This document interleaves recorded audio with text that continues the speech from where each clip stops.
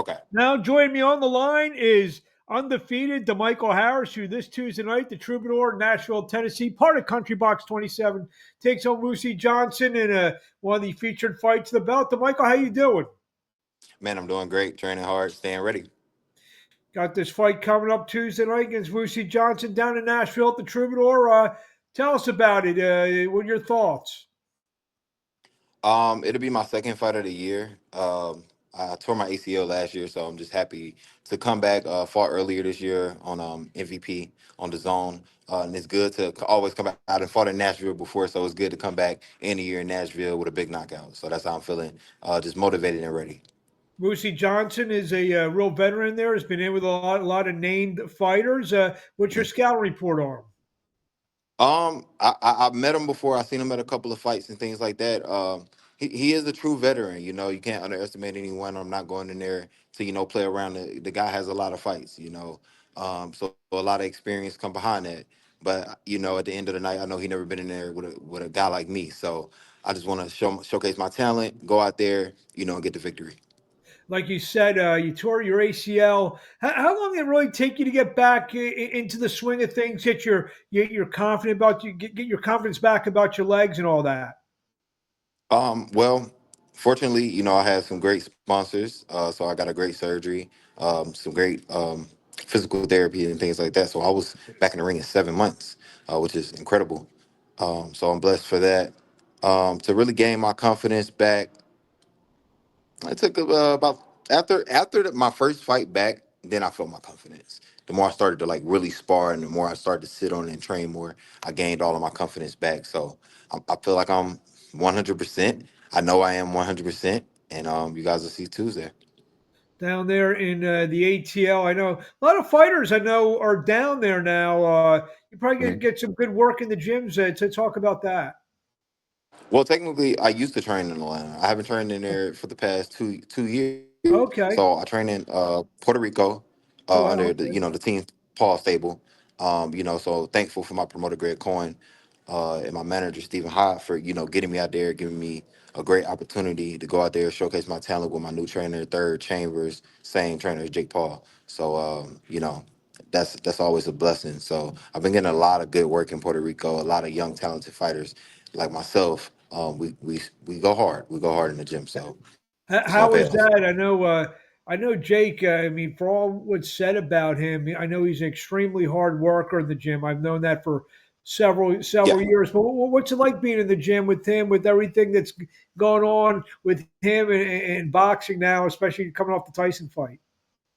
Yeah, I mean, just being there, he is a 100% one of the hardest workers I've seen. He plays no games in the gym or outside the gym. Very dedicated guy, which is it motivates me, and also it's being around all the fancy stuff that he has. It's gonna motivate you a little bit more, but it keeps you level headed at the same time. It shows you you can have all these things, but you still got to go hard for your goals. So it's a great opportunity. Back to you. It's still just 27 years old, 1101 with 10 knockouts. I know you're not looking past Weusi Johnson, but if you get a win, you're 12-0-1. Seems like 2025, not that all years aren't important. Mhm. 2025 becomes that year that maybe people you start getting on people's prospect radars. Yeah, 100%. That's my goal. Yeah, 12-0 Tuesday night. Ready to I'm not looking past him, but I am looking forward to the year 25 because I know what's ahead of me and what's for me. Um, it's gonna be a big year. I want to fight some great other guys that's coming up, some great competition, get my name in that mix, and really be a true breakout for 2025. You mentioned you're with Greg Cohen, but you got the relationship with Jake Paul, and some of the events that he's putting on. And as we're actually taping this, he's putting on a a prospect event tonight, and some of the events that he's Yep. on. You see yourself fighting on some of those big platforms. Yeah. My first fight back You off were on my the ACL zone, was yeah. actually on an MVP. So, I fought on that. I fought on on ESPN. I fought on the Javante Davis's two of his undercards. So I've been on the big stage, and that's always a blessing as well. Any stage that I fight on, I treat it the same way. treat it with the same mentality, and and give my all, and put on for everyone. And well, I'm saying 2000. I guess I should finish saying fighting on those platforms in like real significant bouts because, like you said, I think 2025 is that year for you to Yeah, really start. to really be out there. Yeah, To start facing. yeah, It's ironic. I mean, you look down your record. You fought a lot of guys with some records, but the one guy you with a great record, 13-1, you got out of there in the first round. yeah, yeah, Estrella. yeah, for sure. Yeah, Talk yep, yep, about yep. that fight. Very, very talented guy. He had a big amateur background. Um, you know, all hats off to him, for giving me a chance to, go at his record. But I had to just finish the job. So seeing an opening, took it, and there it is.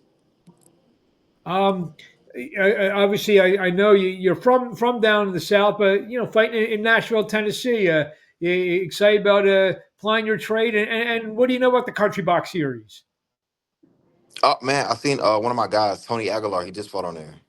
Absolutely, last Good friend of last show, good yeah. friend of mine. Yep, last show. He's a good friend of mine. Actually, we were supposed to fight. Actually, before I tore my ACL, he was the guy I was gonna fight on Oh wow. MVP last year. And actually I was just in camp with him. Right. One. So about Tony Aguilar, you're talking about him. Okay. But One.